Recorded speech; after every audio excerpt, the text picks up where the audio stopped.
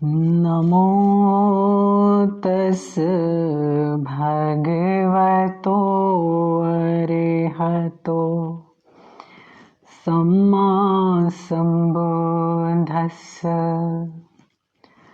नमो तस् भगवतो अरहतो सम्मा सम्बुद्धस्स।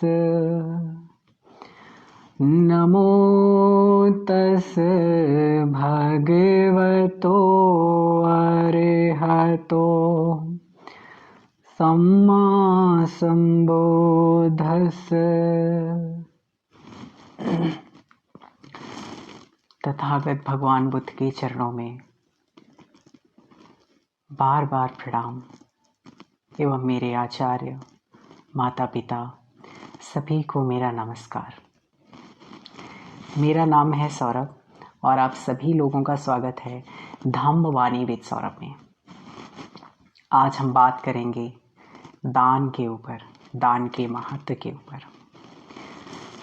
दान किसको देना चाहिए और किसको देने से दान का फल हमें ज़्यादा मिलता है।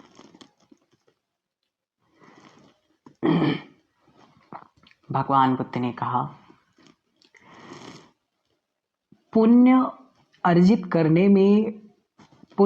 करने से हमें कभी भी डरना नहीं चाहिए, क्योंकि पुण्य का ही दूसरा नाम सुख है। सुख ही पुण्य है। तो जितना जितना आप पुण्य अर्जित करते हैं उतना उतना आप सुख को अर्जित करते हैं। भगवान ने कहा, पुण्य को अर्जित करने के 3 तरीके हैं। हम 3 तरह से पुण्य को अर्जित कर सकते हैं। पहला तरीका है दान करके। दान का क्या मतलब होता है? दान का अर्थ होता है त्यागना, त्याग की भावना होना। किसी भी चीज को जब दें तो वो त्याग की भावना से दें, तभी दान होता है। तो पहला पुण्य अर्जित करने का तरीका है त्याग की भावना को रखकर, त्यागना किसी वस्तु को। दूसरा है अपने सीलों की सुरक्षा करके।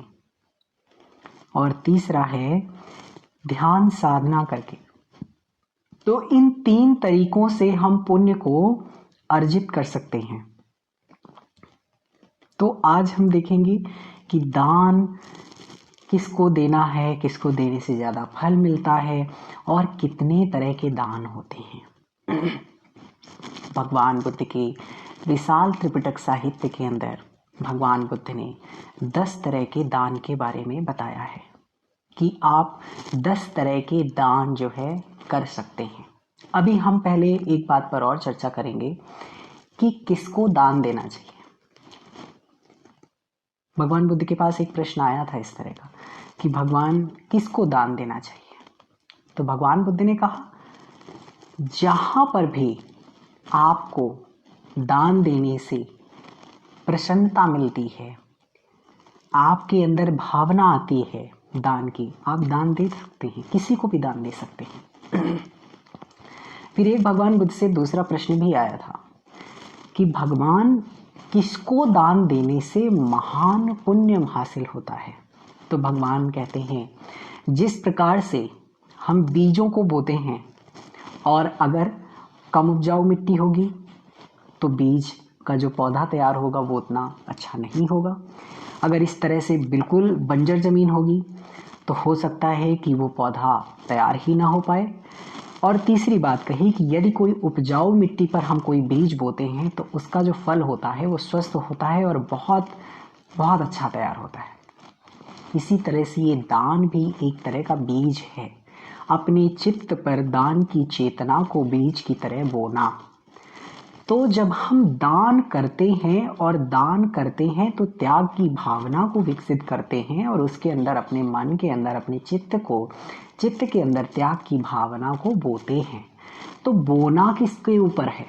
तो भगवान ने कहा, जहां पर भी प्रसन्नता प्राप्त होती है आपको कुछ देने से, त्याग की भावना को लाने से, तो आप दान कर सकते हैं।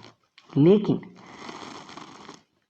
दान उस व्यक्ति को करें जो सील सुरक्षा करता हो।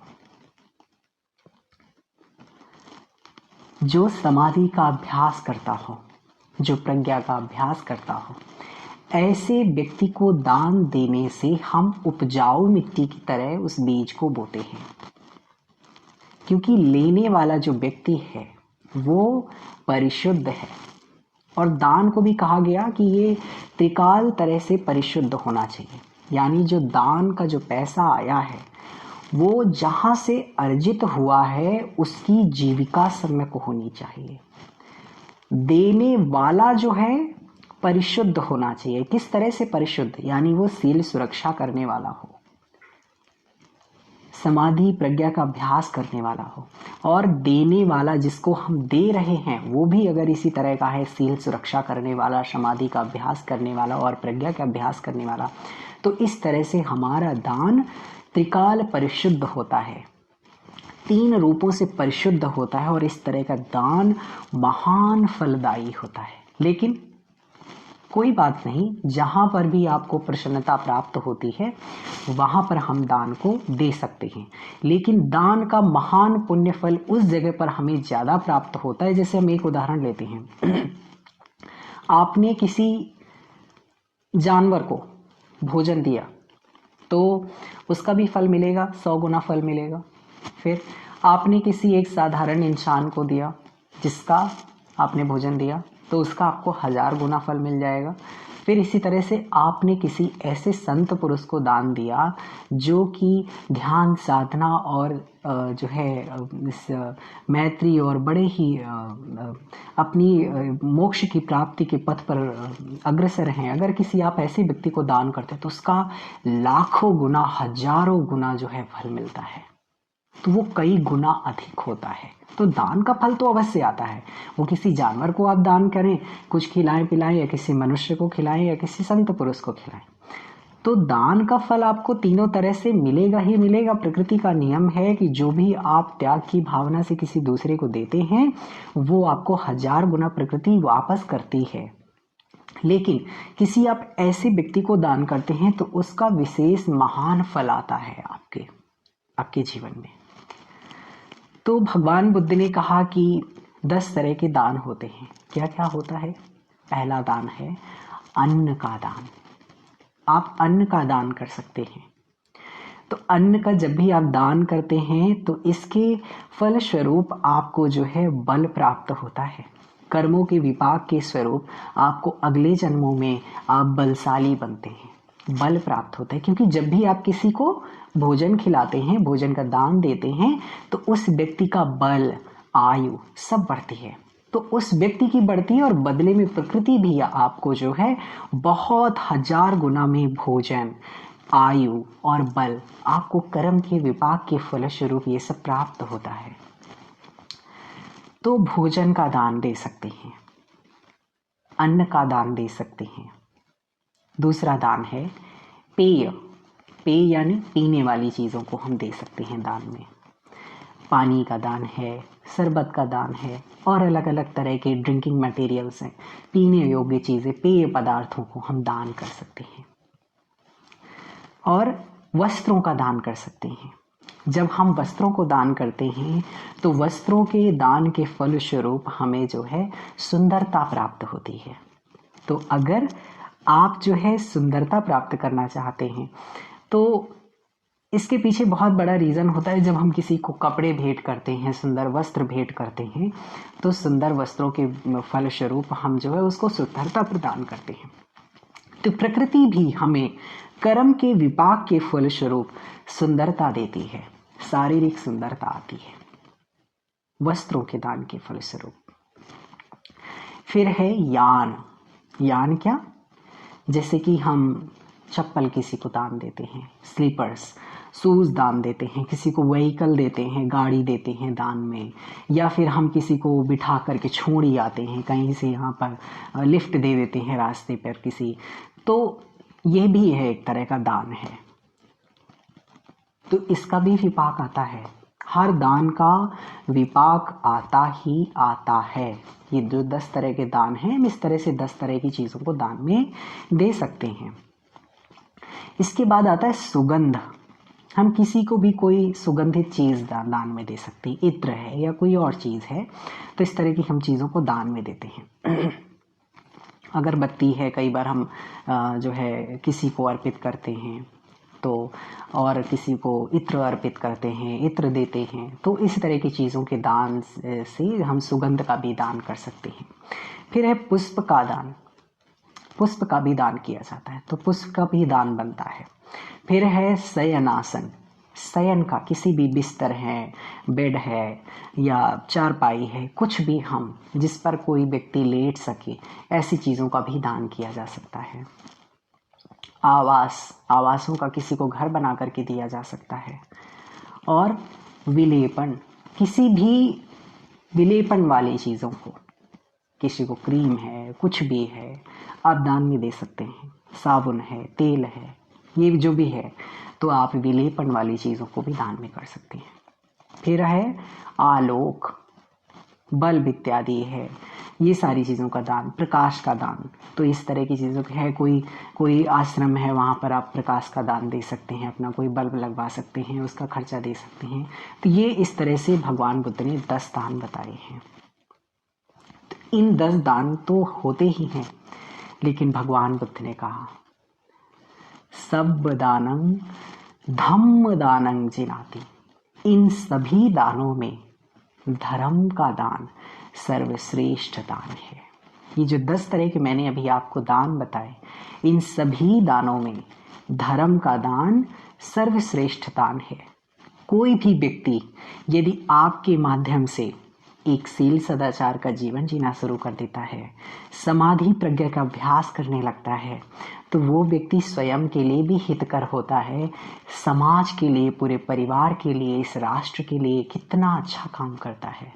तो ऐसे व्यक्ति का, कोई भी व्यक्ति जो धर्म किसी को बांट रहा है, आपकी वजह से किसी को धर्म सुनने को मिल रहा है या किसी को धर्म का अभ्यास करने को मिल रहा है, ऐसे जितने भी लोग हैं जो धर्म का दान देते हैं, उस धर्म के प्रोत्साहन में सहायक बनते हैं, ऐसा दान धर्म का दान है। तो भगवान बुद्ध ने कहा सब दानं धम्म दानं जिनाति, इन सभी दानों में, इन 10 दानों में जो सर्वश्रेष्ठ दान है वो धर्म का दान है। आप किसी को धर्म देते हैं तो प्रकृति का नियम है कि प्रकृति आपको 1000 गुना में धर्म वापस करती है, 1000 गुना आपको सुकून और सुख और शांति प्रदान करती है। तो दान हम शुद्ध चेतना से देते हैं तभी वो कारगर होती है। कैसी शुद्ध चेतना? शुद्ध चेतना का अर्थ है हमारे अंदर किसी तरह का देते समय दान अहंकार नहीं होना चाहिए, किसी तरह का दिखावा नहीं होना चाहिए।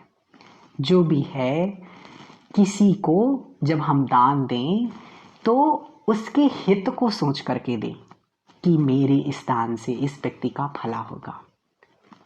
उसके लिए कृतज्ञता अनुभव करें जिस व्यक्ति को दें, अरे ये व्यक्ति मेरे दान में, मेरे पुण्यों को अर्जित करने में व्यक्ति मेरा सहायक बन गया।